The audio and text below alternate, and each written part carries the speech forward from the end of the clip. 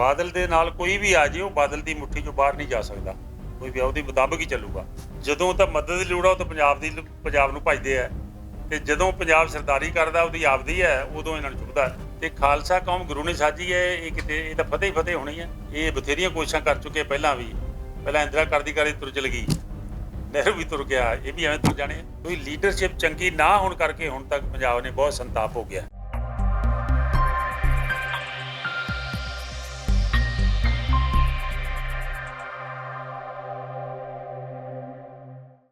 United Akali Dal ਦਾ ਘੇਰਾ ਵਧਾਉਣ ਲੱਗੇ ਹਾਂ। ਸਰਦਾਰ ਰਛਪਾਲ ਸਿੰਘ ਜੀ ਜੋ ਸੈਕਟਰ 7 ਗੁਰਦੁਆਰਾ ਦੇ ਪ੍ਰਧਾਨ ਨੇ, ਪਿਛਲੇ ਦਿਨਾਂ 'ਚ ਇੱਥੋਂ ਨਗਰ ਕੀਰਤਨ ਨਿਕਲਿਆ। ਹੋਰ ਵੀ ਗੁਰਪੁਰਬ ਦੇ ਸੰਬੰਧ 'ਚ ਜੋ ਸੇਵਾਵਾਂ ਇਹਨਾਂ ਨੇ ਕੀਤੀਆਂ, ਉਹਨਾਂ ਨੂੰ ਵੇਖ ਕੇ ਕੁਛ ਇਹਨਾਂ ਦਾ ਮਨੋਬਲ ਅਤੇ ਕੁਝ ਸੇਵਾਵਾਂ ਨੂੰ ਦੇਖ ਕੇ ਸਾਡੇ ਮਨ 'ਚ ਆਇਆ ਵੀ ਯੂਨਾਈਟਿਡ ਅਕਾਲੀ ਦਲ ਦਾ ਘੇਰਾ ਹੋਰ ਵਧਾਈਏ, ਜਿਸ ਕਰਕੇ ਇਹਨਾਂ ਨੂੰ ਯੂਨਾਈਟਿਡ ਅਕਾਲੀ ਦਲ ਦਾ ਪ੍ਰਧਾਨ ਥਾਪਿਆ ਗਿਆ। ਭਾਈ ਸੁਭਾਸ਼ ਸਿੰਘ ਜੀ ਮਨੀ ਮਾਜਰਾ, ਇਹ ਵੀ ਪੁਰਾਣੇ ਜੁੜੇ ਆ ਨਾਲ, ਸਾਰੇ ਅਸੀਂ ਪੁਰਾਣੇ ਜੁੜੇ ਹਾਂ। ਪਰ ਜਿਹੜਾ ਮੇਰੀ ਉਮਰ ਹੁਣ 82 ਸਾਲ ਦੀ ਹੋ ਗਈ, ਕਿਉਂਕਿ ਸਾਰਾ ਬੰਦੇ ਨੂੰ ਸੋਚਣਾ ਚਾਹੀਦਾ, ਜੱਫੇ ਨਹੀਂ ਪਾਉਣੇ ਚਾਹੀਦੇ ਬਾਦਲ ਸਾਹਿਬ ਵਾਂਗੂ। ਹੁਣ ਉਹ ਭੱਜ ਨੱਸ ਦੀ ਲੋੜ ਹੈ, ਨਵੀਂ ਜਥੇਬੰਦੀ ਦੀ ਲੋੜ ਹੈ, ਯੂਥ ਦੀ ਲੋੜ ਹੈ। ਜੇ ਕੱਲ੍ਹ ਨੂੰ ਕੋਈ ਸੇਵਾ ਕਰਨੀ ਹੈ ਤਾਂ ਉਹਦੇ ਲਈ ਜਥੇਬੰਦੀ ਮਜ਼ਬੂਤ ਚਾਹੀਦੀ ਹੈ। ਇਸ ਲਈ ਇਹ ਸਾਰਾ ਕੁਝ ਸੋਚ ਕੇ ਅਸੀਂ ਨਵੀਂ ਜਥੇਬੰਦੀ ਤਿਆਰ ਕੀਤੀ ਹੈ, ਤਾਂ ਕਿ ਇੱਕ ਤਾਂ ਇਹਨਾਂ ਦਾ ਮਨੋਬਲ ਉੱਚਾ ਹੈ, ਇੱਕ ਇਹ ਸੇਵਾ ਕਰਨੀ ਚਾਹੁੰਦੇ ਹੈ। ਇਸ ਲਈ ਇਹ ਸਾਰਾ ਅੱਜ ਦੱਸਿਆ ਪ੍ਰੈਸ ਦੇ ਵਿੱਚ ਲਿਆਉਣ ਵਾਸਤੇ, ਸਰ ਸੁਭਾਸ਼ ਸਿੰਘ ਦਾ, ਸਰ ਬਲਦੇਵ ਸਿੰਘ ਦਾ ਅਤੇ ਸਰ ਰਛਪਾਲ ਸਿੰਘ ਦਾ। ਅਗਲੀ ਟੀਮ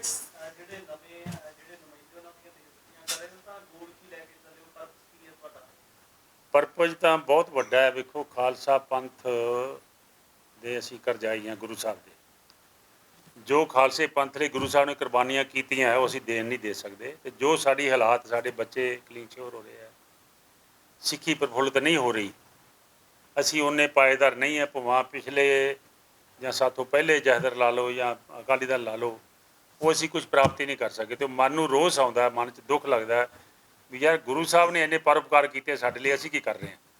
ਇਹ ਸਾਰਾ ਕੁਝ ਸੋਚ ਕੇ ਸਿੱਖ ਕੌਮ ਨੂੰ ਚੜ੍ਹਦੀ ਕਲਾ 'ਚ ਲਿਜਾਣ ਲਈ ਨਵੇਂ ਨੁਮਾਇੰਦੇ ਜੋਸ਼ و ਖਰੋਸ਼ ਸਾਧ ਲਿਆ ਰਹੇ।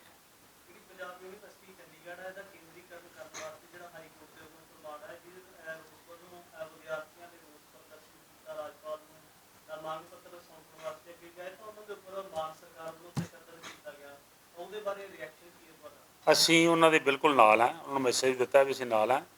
ਅੱਜ ਦੇ ਵੀ ਤੁਸੀਂ ਦੇ ਸਕਦੇ ਹੋ, ਕਿਉਂਕਿ ਜਿਹੜੀ ਯੂਨੀਵਰਸਿਟੀ ਹੈ ਉਹ ਸਾਡੀ ਦਿਲ ਹੈ, ਸਾਡੇ ਬੱਚਿਆਂ ਲਈ, ਸਾਡੇ ਨੌਜਵਾਨੀ ਲਈ। ਇਹਨਾਂ ਨੇ ਪਹਿਲਾਂ ਵੀ ਇਸ ਤਰ੍ਹਾਂ ਬਹੁਤ ਵਾਰ ਕਰਨ ਦੀ ਕੋਸ਼ਿਸ਼। ਦੇਖੋ, ਪੰਜਾਬ ਨਾਲ ਹਮੇਸ਼ਾ ਧੱਕਾ ਆਉਂਦਾ ਰਿਹਾ। ਸਾਡੀ ਰਾਜਧਾਨੀ ਸੀ ਪਹਿਲਾਂ ਲਾਹੌਰ, ਉਹ ਸਾਤੋਂ ਖੋਈ ਬੜੇ ਢੰਗ ਨਾਲ। ਲਾਹੌਰ ਸਾਡੇ ਕੋਲ ਰਹਿ ਸਕਦਾ ਸੀ, ਫਿਰ ਅਸੀਂ ਚੰਡੀਗੜ੍ਹ ਬਣਾਈ, ਉਹ ਵੀ ਸਾਤੋਂ ਖੋਈ। ਅਸੀਂ ਸ਼ਿਮਲਾ ਬਣਾਈ, ਸ਼ਿਮਲਾ ਖੋਈ, ਅਤੇ ਫਿਰ ਚੰਡੀਗੜ੍ਹ ਬਣਾਈ, ਚੰਡੀਗੜ੍ਹ ਹੀ ਖੋਲ੍ਹੀ।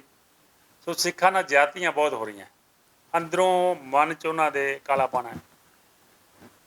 ਇੱਕ ਸਟੇਟ ਦੇ ਮਾਲਕ ਹੁੰਦੇ, ਅਸੀਂ ਉੱਥੇ ਲਾਹੌਰ ਦੇ ਮਾਲਕ ਸੀ ਪਾਕਿਸਤਾਨ 'ਚ, ਸਾਡੀ ਆਪਣੀ ਰਾਜਧਾਨੀ ਸੀ, ਪਰ ਇਹਨਾਂ ਤੋਂ ਬਰਦਾਸ਼ਤ ਨਹੀਂ ਹੋਈ। ਬੜੇ ਢੰਗ ਨਾਲ ਖਾਲਸਾ ਹੈ ਜਿਹੜਾ ਲੜਾਈਆਂ ਤਾਂ ਲੜਦਾ ਹੈ, ਪਰ ਰਾਜਨੀਤੀ ਦਾ ਇੱਕ ਜਿਹੜੇ ਕਹਿੰਦੇ ਰਾਜਨੀਤੀ 'ਚ ਨਹੀਂ ਹੈ, ਧੋਖਾ ਖਾ ਜਾਂਦਾ। ਹੁਣ ਤੱਕ ਧੋਖੇ ਹੋਇਆ। ਰਛਪਾਲ ਸਿੰਘ ਜੀ, ਤੁਹਾਨੂੰ ਪ੍ਰਧਾਨ ਥਾਪਿਆ ਗਿਆ ਹੈ ਚੰਡੀਗੜ੍ਹ ਯੂਨੀਵਰਸਿਟੀ ਦੇ, ਤੁਸੀਂ ਕੀ ਆਪਣੀ ਸੋਚ ਲੈ ਕੇ ਚੱਲੇ ਹੋ, ਕਿਸ ਤਰ੍ਹਾਂ ਤੁਸੀਂ ਆਪਣੀ ਕ੍ਰਿਆ? ਅਸੀਂ ਵੀਰ ਜੀ ਹਾਲਾਤ ਦੇਖਦੇ ਹੋਏ ਜੋ ਪੰਜਾਬ ਦੇ ਵਿੱਚ ਹੋ ਰਿਹਾ ਜਾਂ ਚੰਡੀਗੜ੍ਹ 'ਚ ਹੋ ਰਿਹਾ ਹੈ, ਉਸ ਬੇਸ 'ਤੇ ਪਹਿਲੇ ਤਾਂ ਮੈਂ ਗੁਰਦੁਆਰਾ ਪ੍ਰਧਾਨ ਸੀ।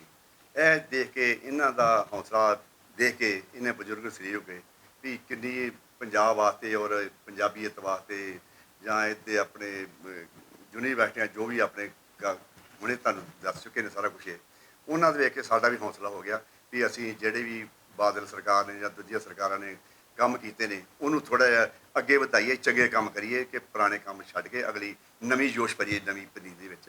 ਇਹਦੇ ਨਾਲ ਆਪਣੇ ਪਿੰਡਾਂ ਦੇ, ਸ਼ਹਿਰਾਂ ਦੇ, ਬਲਕਿ ਪੰਜਾਬ ਦੇ ਵਿੱਚ ਬੰਦੇ ਨਾਲ ਜੋੜ ਕੇ ਅਤੇ ਨਵੀਂ ਸੋਚ ਦੇ ਬੰਦੇ ਆਗੂ ਅੱਗੇ ਕਰੀਏ।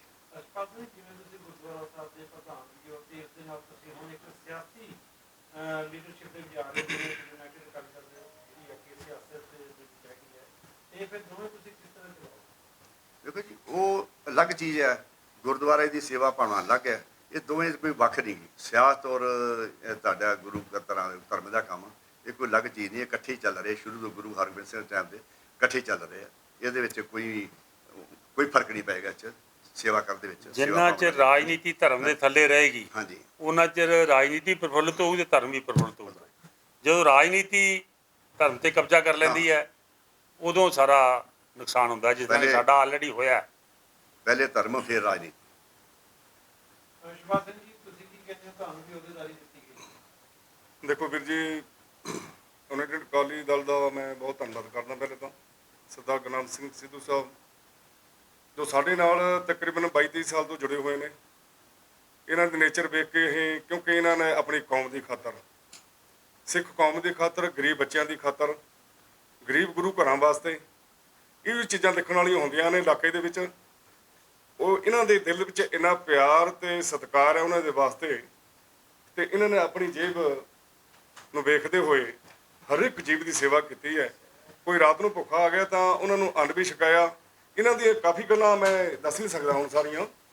ਬਹੁਤ ਹੀ ਇਹਨਾਂ ਦੇ ਨੇਚਰ ਮੈਨੂੰ ਵਧੀਆ ਲੱਗੀ ਹੈ, ਤੇ ਮੈਂ ਵੀ ਆਰਮੀ 'ਚੋਂ ਰਿਟਾਇਰ ਹੋਇਆ ਸੀ, ਇਹ ਵੀ ਆਰਮੀ 'ਚੋਂ ਰਿਟਾਇਰ ਹੋਏ ਆ, ਤੇ ਇਹਨਾਂ ਦੇ ਨਾਲ ਮੈਂ ਜੁੜਿਆ ਇਸ ਕਰਕੇ। ਮੈਂ ਗੁਰਦੁਆਰਾ ਗੁਰੂ ਰਵਿਦਾਸ ਜੀ ਮਾੜੀਵਾਲਾ ਟਾਊਨ ਦੇ ਵਿੱਚ ਸੇਵਾਦਾਰ ਵੀ ਹਾਂ, ਮੁੱਖ ਸੇਵਾਦਾਰ। ਕਿਉਂ ਪ੍ਰਧਾਨ ਦਾ ਬਹੁਤ ਵੱਡੀ ਗੱਲ ਹੁੰਦੀ ਹੈ, ਪ੍ਰਧਾਨ ਨਹੀਂ ਬਣ ਸਕਦਾ ਇਨਸਾਨ, ਪ੍ਰਧਾਨ ਇੱਕ ਪਰਮਾਤਮਾ ਹੈ, ਉਸੇ ਦੀ ਕਿਰਪਾ ਹੋਣੀ ਚਾਹੀਦੀ ਹੈ। ਤੇ ਹੁਣ ਜਿਹੜੀ ਮੇਰੇ ਇਹਨਾਂ ਨੇ ਯਕੀਨ ਕਰਕੇ ਸੇਵਾ ਲਾਈ ਹੈ, ਮੈਂ ਕੋਸ਼ਿਸ਼ ਕਰਾਂਗਾ ਕਿ ਆਪਣੇ ਜੋ ਨੌਜਵਾਨ ਪੰਜਾਬੀ ਨੇ,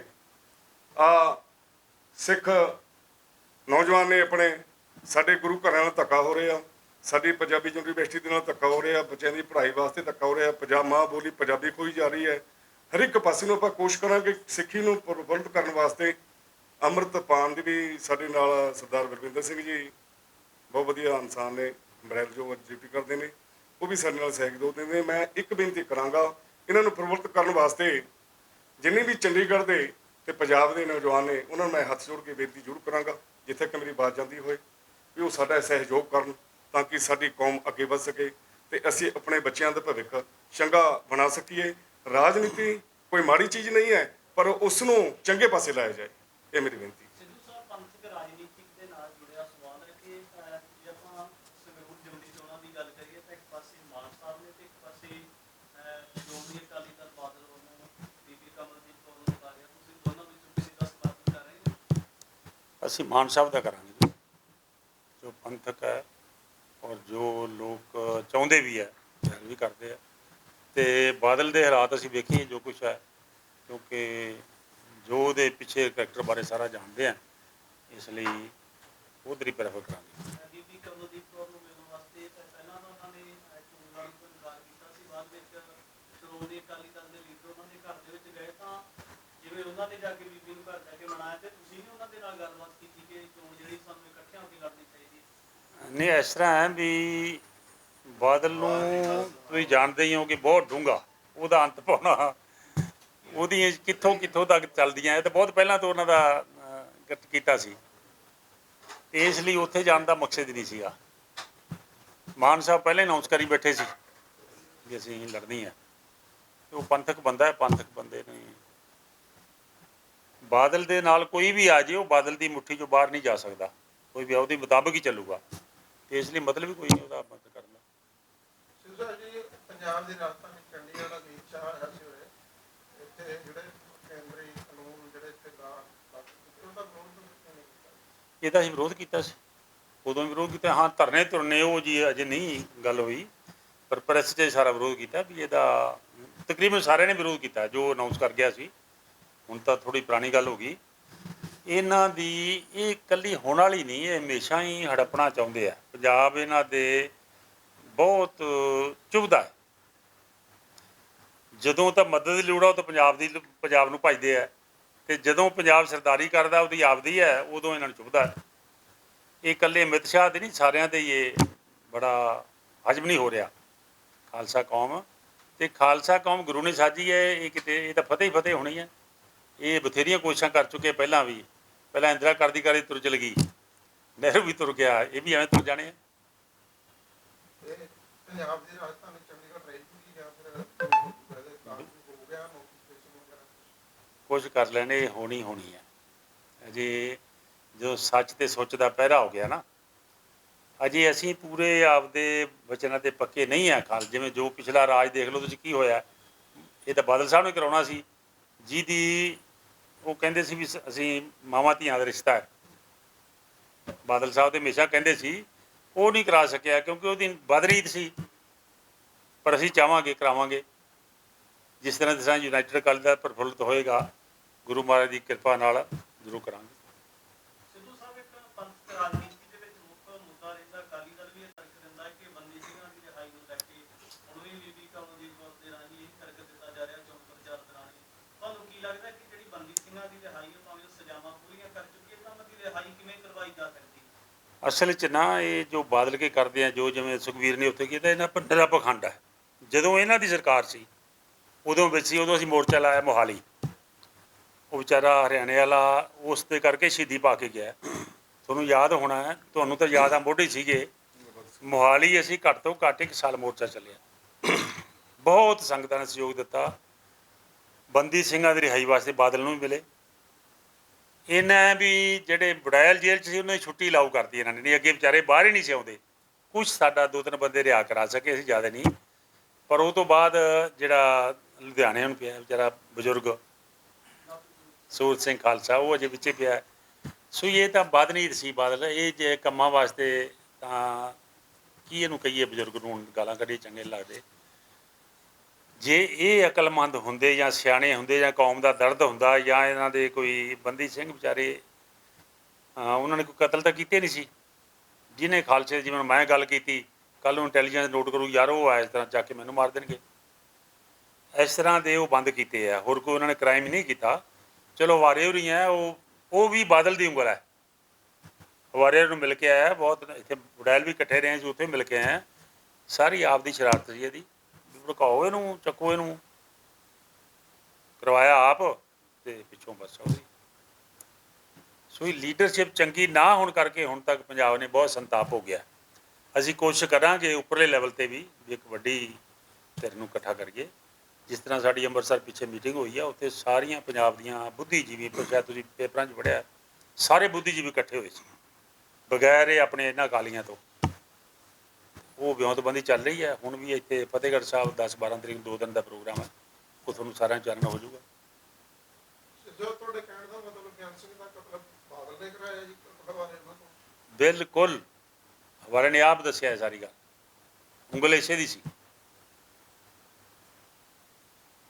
ਜੇ ਕਿਤੇ ਆ ਬਾਹਰ ਆ ਜਾਣਗੇ, ਤੁਸੀਂ ਕੋਈ ਇੰਟਰਵਿਊ ਲੈ ਕੇ ਦੇਖ ਲਿਓ, ਬਿਲਕੁਲ ਇਸੇ ਦੀ ਉਂਗਲ ਸੀ।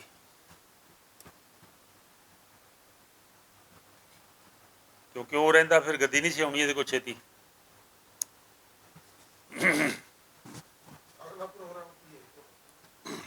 ਅਗਲਾ ਪ੍ਰੋਗਰਾਮ ਸਾਡਾ ਇਹ ਹੈ ਵੀ ਸਿੱਖੀ ਨੂੰ ਪ੍ਰਫੁੱਲਿਤ ਕਰੀਏ, ਖਾਲਸਾ ਰਾਜ ਕਾਇਮ ਕਰੀਏ, ਧਰਮ ਦਾ ਰਾਜ।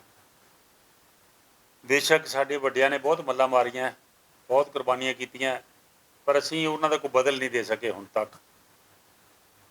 ਇਸ ਲਈ ਕੋਸ਼ਿਸ਼ ਇਹ ਹੈ ਵੀ ਕੋਈ ਬਦਲ ਬਣੀਏ, ਕੌਮ ਦੀ ਸੇਵਾ ਕਰੀਏ। ਜਿਹੜੀ ਜਵਾਨੀ ਸਾਡੀ ਨੌਜਵਾਨੀ ਭਟਕੀ, ਮੈਂ ਤਾਂ ਕਹੂੰਗਾ ਭਟਕੀ ਫਿਰਦੀ, ਨਸ਼ਿਆਂ 'ਚ ਲੱਗੀ, ਕੁੜੀਆਂ ਵੀ ਨਸ਼ੇ 'ਚ ਲੱਗ ਗਈਆਂ ਸਾਡੀਆਂ, ਮੁੰਡੇ ਤਾਂ ਲੱਗਣੇ ਹੀ ਸੀ। ਅਤੇ ਉਹਨਾਂ ਨੂੰ ਆਪਦੇ ਧਰਮ 'ਚ ਬਰਪਾਰ ਕਰੀਏ। ਸਾਡੀ ਇਹ ਮਨੋ ਗਲਤੀ ਇਹੀ ਹੈ। ਆਮ ਆਦਮੀ ਪਾਰਟੀ ਜਿਹੜੀ ਕਾਰਜਕਾਰੀ, ਉਹਦੇ ਬਾਰੇ ਤੁਸੀਂ ਕੀ ਕਹੋਗੇ? ਵੇਖੋ ਜੀ, ਹੁਣ ਸਰਕਾਰ ਤਾਂ ਬਣੀ ਹੈ ਉਹਨਾਂ ਦੀ, ਅਤੇ ਜੋ ਕੁਛ ਆਪਾਂ ਦੇਖ ਰਹੇ ਹਾਂ, ਜੋ ਕ੍ਰਾਈਮ ਹੋ ਰਿਹਾ, ਜੋ ਕਤਲੋਗਾਰਤ ਹੋ ਰਹੀ ਹੈ, ਸੰਭਲ ਨਹੀਂ ਰਿਹਾ ਉਹਨਾਂ ਤੋਂ, ਸੰਭਲ ਨਹੀਂ ਰਿਹਾ। ਭਾਵੇਂ ਏਜੰਸੀਆਂ ਦਾ ਕੰਮ ਆ, ਜਿਵੇਂ ਪਾਰਟੀਆਂ ਦਾ ਕੰਮ ਹੈ, ਪਰ ਸਾਰਾ ਉਸ ਗੱਲੋਂ ਕੋਈ ਅਜੇ ਪਾਏਦਾਰ ਗੱਲ ਨਹੀਂ ਬਣ ਰਹੀ। ਅਮਨ ਅਮਾਨ ਨੂੰ ਪੂਰਾ ਖਤਰਾ ਹੀ ਹੈ ਜੀ। ਕੋਈ ਦਿਨ ਨਹੀਂ ਜਾਂਦਾ ਜਿੱਦਾਂ ਮਰਡਰ ਨਹੀਂ ਹੁੰਦੇ, ਜਿੱਦਾਂ ਨੌਜਵਾਨ ਕਤਲ ਨਹੀਂ ਹੁੰਦੇ। ਪਹਿਲਾਂ ਵੀ ਇੱਥੇ ਹੀ ਸੀ ਜਿੱਦਾਂ ਆਪਣੇ ਸੰਘਰਸ਼ੀ ਸੀ। ਹੁਣ ਆਹ ਦਿਨਾਂ 'ਚ ਕਿਉਂ ਜ਼ਿਆਦਾ, ਕੀ ਏਜੰਸੀਆਂ ਦਾ ਕੰਮ ਹੈ ਜਾਂ ਵਾਹਿਗੁਰੂ ਜਾਣਦਾ, ਰੋਜ਼ਾਨਾ ਕੋਈ ਨਾ ਕੋਈ ਵਾਕਿਆ ਹੋਇਆ ਰਹਿੰਦਾ। ਸਰਕਾਰਾਂ ਪਹਿਲਾਂ ਵੀ ਸੀਗੀਆਂ, ਉਹਨਾਂ ਵੇਲੇ ਵੀ ਆਏ ਕੁਝ ਹੁੰਦਾ ਸੀ, ਕੋਈ ਨਵੀਂ ਗੱਲ ਤਾਂ ਨਹੀਂ ਹੁੰਦੀ। ਹੁਣ ਥੋੜ੍ਹਾ ਜ਼ਿਆਦਾ ਹੋਇਆ।